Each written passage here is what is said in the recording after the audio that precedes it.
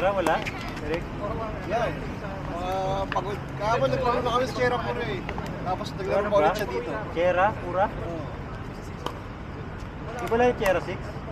Oo. Dito sa may Rodix sa Congressional. Pero open court lang. Magkaiba yung Sierra 6 tsaka yung Sierra Pura? Yung Sierra Verde. Yung Sierra Pura, Phase 6 kasi yun. TP6 pareho lang.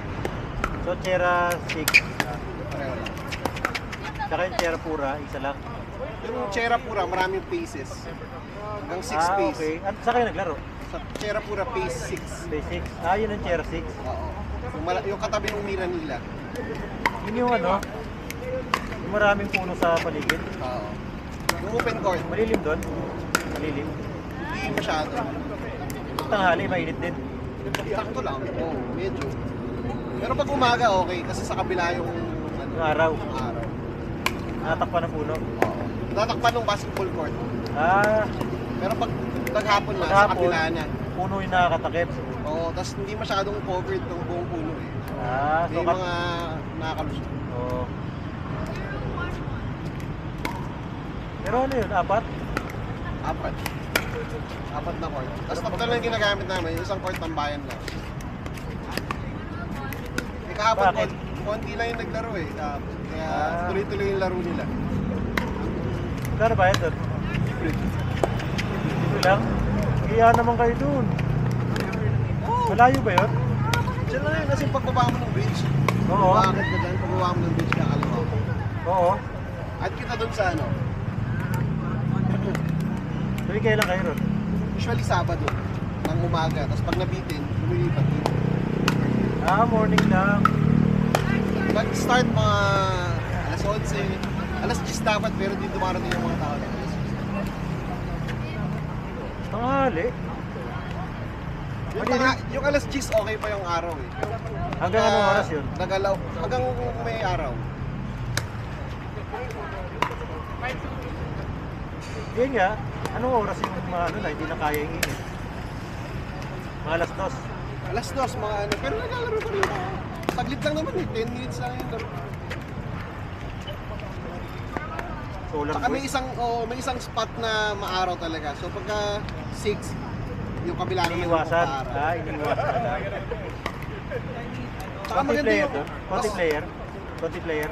Yung mga regular dito, pupunta din doon. Yun yung marami. Oo. Yung mga taga ron? Wala naglalaro. Si Mo kasi taga doon. Anong court yun? Basketball court? Tennis court na kinonvert na pickleball. Permanent na yung pickleball? Oo, wala nang tennis court. 4 na sunod-sunod na court. Tapos ganun, wala masyadong player? Wala. Sila Mo lang yun. Kasi wala na rin nagtitennis eh. So sila dati, ang naglalaro doon, si Nico, kasi katabi lang niya na village. Sila ni Mo lang lagi.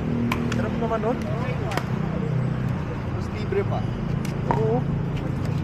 Wala kasi club, no? Kaya libre, walang club. Wala. Maglilista ka lang. Tapos pag nagutom ka, may yung Rodix. Nandun yung Rodix. Katabi lang. Oo, kasi doon nakatira yung may-ari. Sarap naman nun. Next Saturday, pwede. Kaya lang Sabado eh. Start ng tournament sa Kainta eh. Ah, talaga?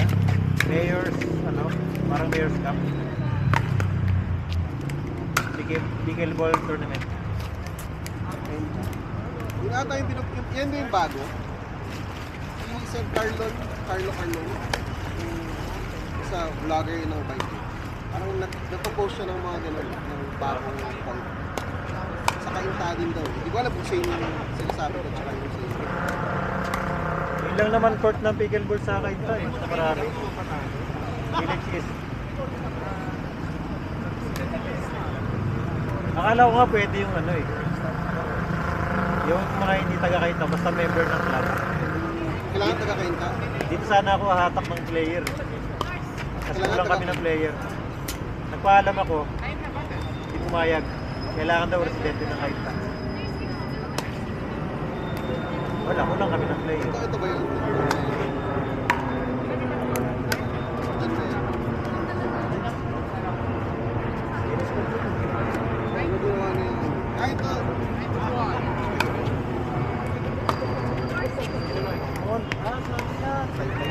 Ah, tayo.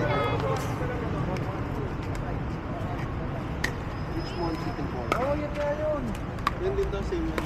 Minsan din dito. Ang ono tennis yan. Pero active pa yun yung mga tennis player. Kaya, na ako dyan. kaya hindi inano. Kaya Katabi hindi, niya basketball. kaya inano yung court pa ganyan. Kasi doon kinamo, pa ganito. Kasi Apat wala na talaga, wala nang court at Binura na yung line ng ano. tennis. Nakita ko nga sa post niya eh. Sabi ko okay yung court na yun ha. Tsaka ang ganda ng ano ha. Yung fence. Oo, sobrang laki. Mataas no. Hindi kami nagpupulot parang ganito.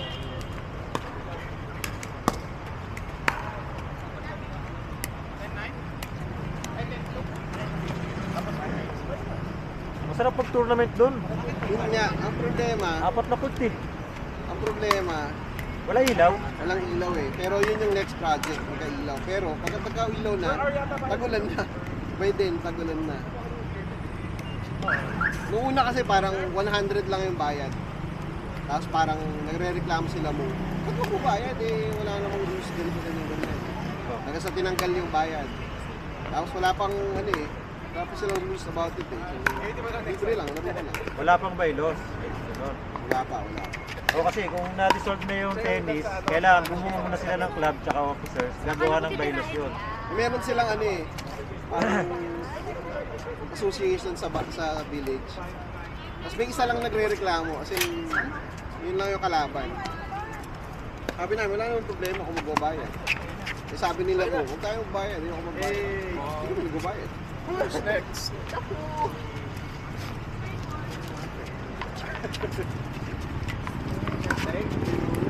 Kaya pala ganun, nakita ko minsan maraming dumi. Oo, kasi... Mga dahon-dahon, walang tagalinis. Sino kape? Kami lang din yung dati si Boyet nagdala ng blower. O yung ano, Nagdala ng ganun. So, portable. tapos minsan pag umaga, kunyari Buhit LSS, na ano, yung pulis. hindi yung tatay ni Angelo, Peña. Di ba pulis yun? Hindi ko alam kung pulis yun. Di ba?